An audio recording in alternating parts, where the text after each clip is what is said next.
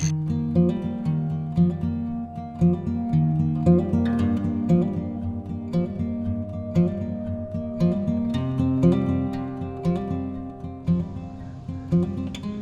morning, everybody. Still dark out here. Sun be coming up here in a little bit. I got to get out here early as I can, and I'm used to getting up early because I go to work early. So I want to maximize as much time as I got in the early morning before I have to leave. So I'm going to try for some in semi-darkness, I guess, to start out with, and then sun be coming up here in a little bit. Looks like I already done caught me a twig there. Something floating in the water. And I'm using this electric chicken with a chartreuse head, made by Crappie Magic, has red eyes. That's what I normally use. I had been using Cajun Cricket, but my Walmart almost like they're discontinuing Bobby Garland or something. I don't know what the deal is. I found some other one, I think it's by Strike King or somebody. They're shaped a little bit different, but I didn't have any luck on them.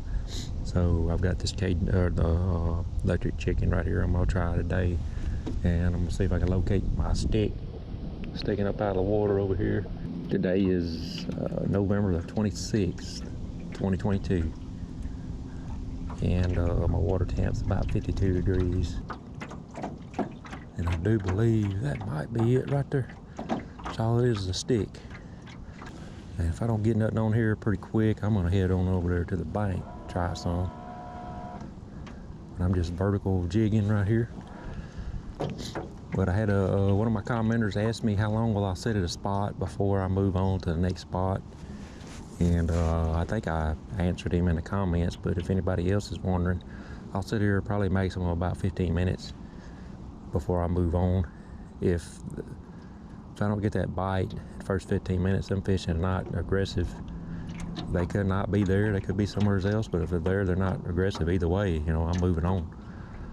But if fish is aggressive, they're gonna bite almost immediately, usually. Most of the time, as soon as I put it in the water, they're gonna strike. I may catch a couple and they shut down and I have to move on, but I don't want to spend my time sitting there waiting on a fish to bite that's not gonna bite when they could not be there or just not hungry. One thing that makes it really tough this time of the year on the Arkansas River is all of the bait fish that's in the water. I mean, there is a ton of bait fish that you had to compete with. I'm positioning myself downwind of this tree so I can face into it, which makes it a lot easier to stay on it. Now, if I had no other choice, I could position myself upwind from it and just fish out the back of the boat, use my spot lock to kind of keep me positioned on it. And I might have to do that on the bank over there because it is blowing that direction. But in about that 15 minutes or so, I'm gonna sit here and work that tree, you know, thoroughly.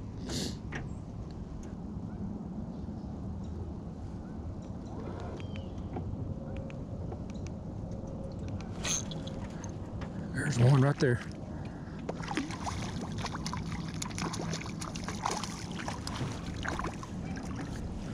Now, I was just about getting ready to leave.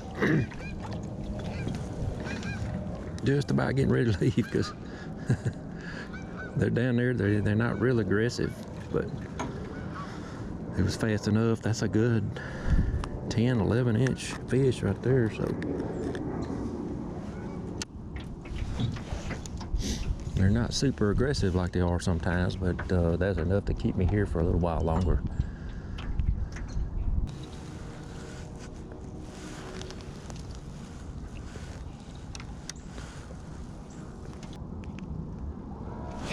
There's another one.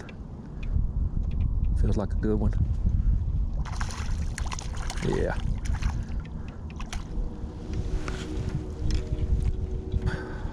That's another good one.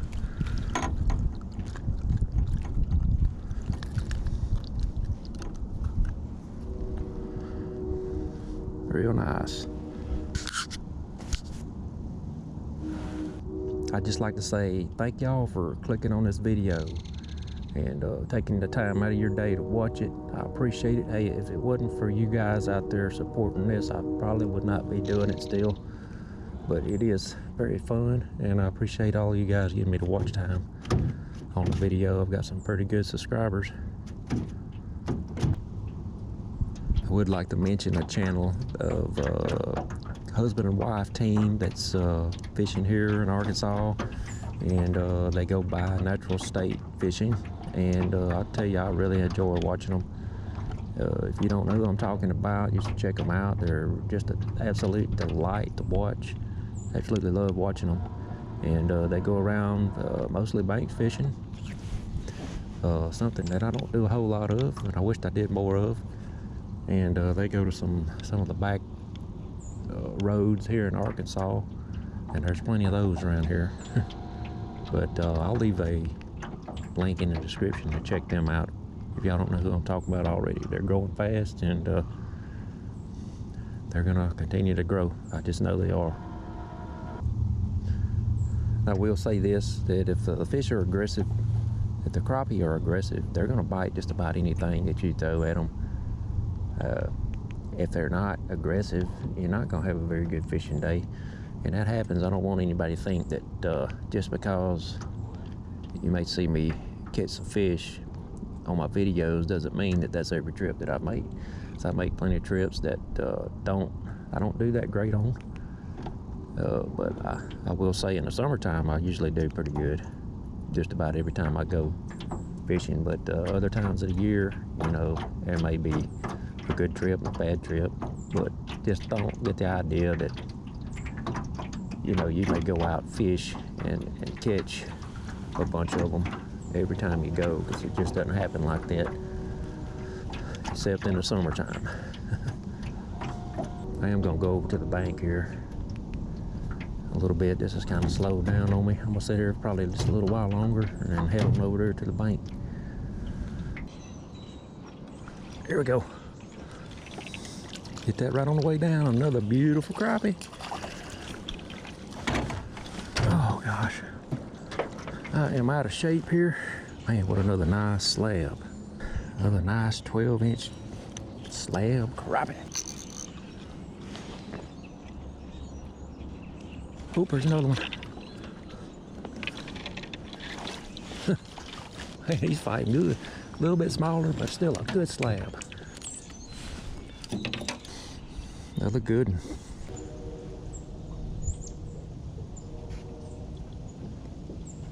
There's one.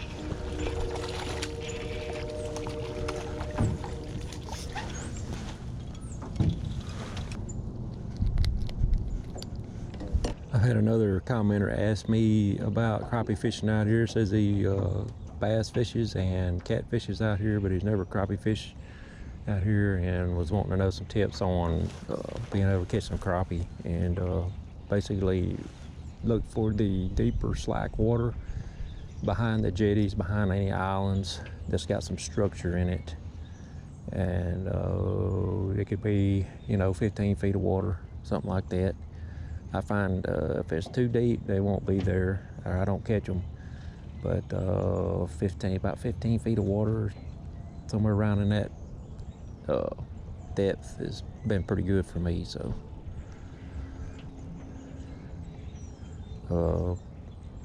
during the spawn, just hit the banks close by where you would find them in the summer or in the winter. Hit those banks close to that. It's got some good shallow banks where it slopes off to some deeper water. And I'll tell you, my little stick is right over there. It's where and that's only 7 feet of water. And just right over here in this corner is where I caught them back in the spring, where they were spawning at.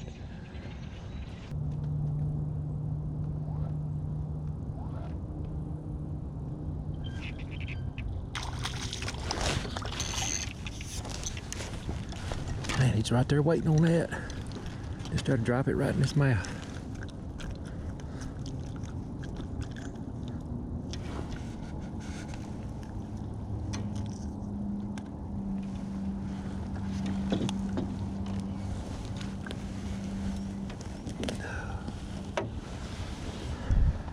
good 12-inch fish.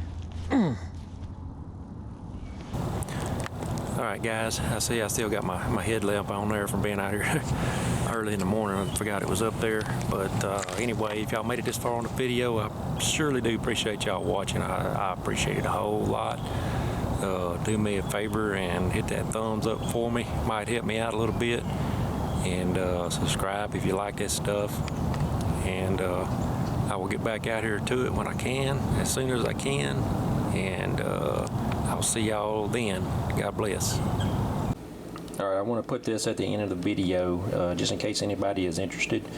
I normally prefer my fish fried with some breading on it, but for breakfast every now and then I like to have it blackened with some eggs and toast. And I got my fillets all nice and cleaned up, and I've got several pieces of paper towel, and I've damped all of that water up out of these fillets. I don't want any water in there, because we all know that fish will soak up any kind of liquid. And what I'm going to be putting on them here, I got paprika, garlic powder, onion powder, some cayenne pepper, and some salt and pepper. That's what I'm going to put that on there. I'm going to put that on both sides. So this is my paprika. I'm going to use quite a bit of that.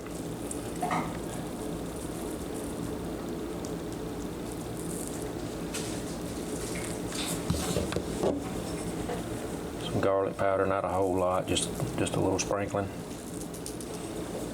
Same thing with the onion powder. Cayenne pepper, be careful with that. I just put just a little tiny bit on there.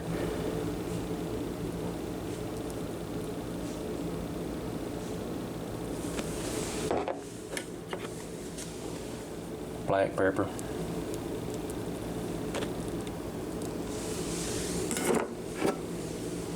And some salt. And then I'm going to flip them over, do the same thing on the other side. Alright, this is best done with a cast iron skillet, because you want a good amount of heat on this when you do it. And the cast iron skillet, you put more heat on it than you can like a regular type of skillet. And I'm going to put this on about medium-high heat. Now I've got an electric stove, so whatever that means. I got some butter right here. I'm only going to put about a tablespoon of butter in there. And I'm going to let that melt down, and I'm not going to put the fish in there until it starts smoking. Because I want it really hot. I want the meat to sear as soon as it touches the pan. It's going to cook really fast. And since the pan's going to get hot, I'm going to keep this right here on the handle, because I'm going to be shaking it around.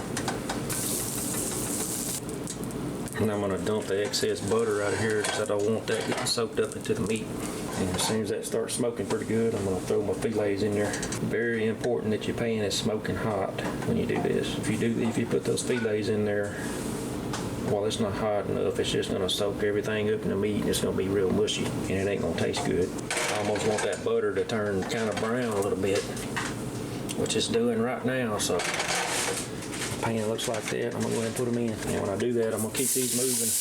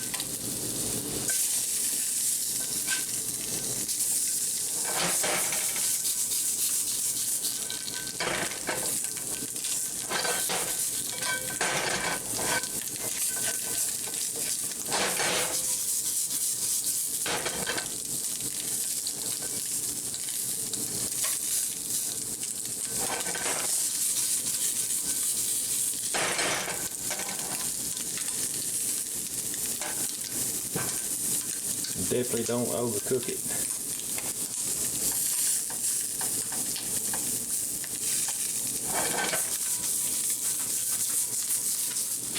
Just about a few minutes on each side. And when I pull that apart right there, I can see down inside of it. Tell if it's done or not.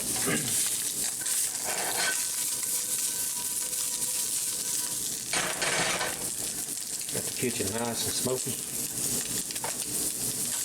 And I'm gonna take them out.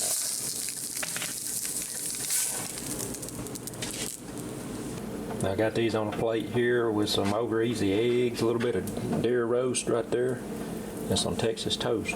And thanks to this lady right here for letting me go fishing. Say hey. Hey. Oh my goodness.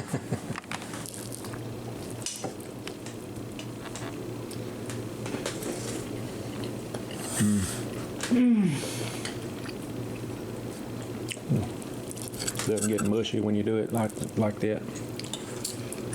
What? I say it doesn't get mushy when you make your pan hot and get all the water out.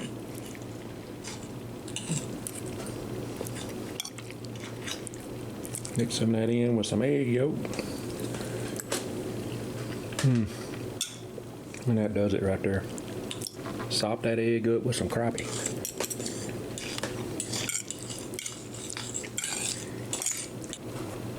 Some deer meat. Right here, this is a sirloin. Turned out real good. I've been just making jerky out of this, but man, it's really good as sirloin. Me too.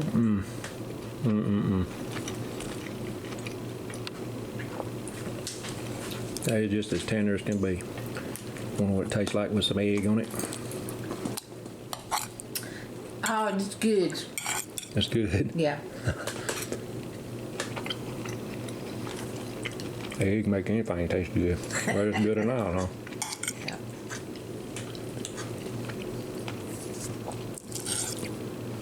Just about forgetting about that Texas toast over there.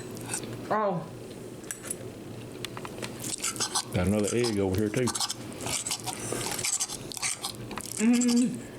Let's sop all that up with that toast.